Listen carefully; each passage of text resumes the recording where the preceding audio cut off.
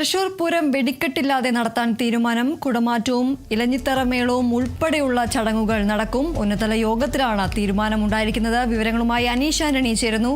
അനീഷ്, അങ്ങനെ തീരുമാനമായിരിക്കുകയാണ്. തൃശൂർ പൂരത്തിൽ വെടിക്കെട്ടില്ലാതെ തന്നെ നടത്താനാണ്, ചടങ്ങുകൾ മാത്രമായി നടത്താനാണ് തീരുമാനം. കുടമാറ്റവും ഇലഞ്ഞിത്തറ മേളവും ഉൾപ്പെടെയുള്ള ചടങ്ങുകൾ നടക്കും. എന്തൊക്കെയാണ് മറ്റു വിവരങ്ങൾ? യോഗം ഇപ്പോഴും അവസാനിച്ചിട്ടില്ല എന്നതാണ് എടുത്തു പറയേണ്ട കാര്യം. യോഗത്തിലുള്ള ഏകദേശ ധാരണകളാണ് ഇപ്പോൾ പുറത്തു വന്നിരിക്കുന്നത്. അതായത് വെടിക്കെട്ട് ഇല്ലാതെ മറ്റ് ചടങ്ങുകൾ, ആഘോഷപൂർവ്വം ആചാരങ്ങൾ എല്ലാം അതിന്റെ വഴിക്ക് നടക്കും. അതായത് കുടമാറ്റം നടക്കും, ഇലഞ്ഞിത്തറ മേളം നടക്കും, മടത്തിൽ വരവ് പഞ്ചവാദ്യം നടക്കും. അങ്ങനെയുള്ള പൂരവുമായി ബന്ധപ്പെട്ടിട്ടുള്ള എല്ലാ ചടങ്ങുകളും നടക്കും.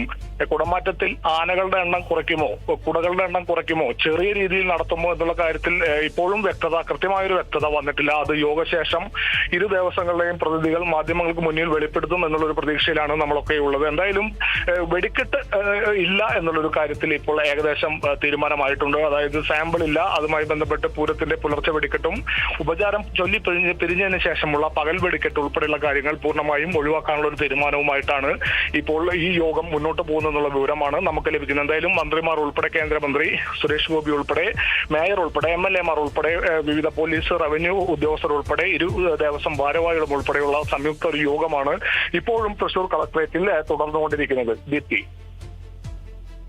ശരി, എന്തായാലും തൃശൂർ പൂരം വെടിക്കെട്ടില്ലാതെ നടത്താനാണ് തീരുമാനം. കുടമാറ്റവും ഇലഞ്ഞിത്തറ മേളവും ഉൾപ്പെടെയുള്ള ചടങ്ങുകൾ നടക്കും. ഉന്നതതല യോഗത്തിലാണ് ഈ ഒരു തീരുമാനം ഉണ്ടായിരിക്കുന്നത്.